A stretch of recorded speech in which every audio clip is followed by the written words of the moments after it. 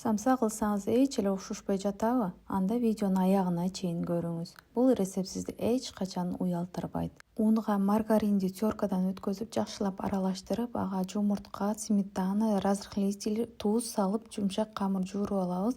10 минутта коюп, дагы бир сыйра жууруп, холодильникке алып коебуз. Камырыбыз холодильникте 2 саат тынганга чейин начинкасын даярдап алабыз.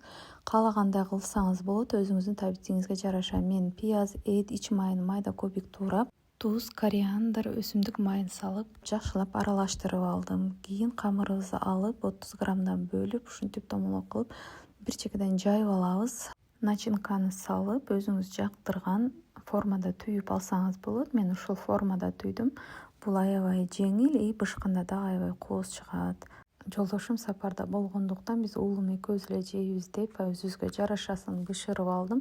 Үстүнө жумуртканын сарысын сүркөп, күнжүт сээп, калганын да кудуй ушундай эле сүртүп, даярдап күнжүт менен сээп, морозилкага муздатып алдым.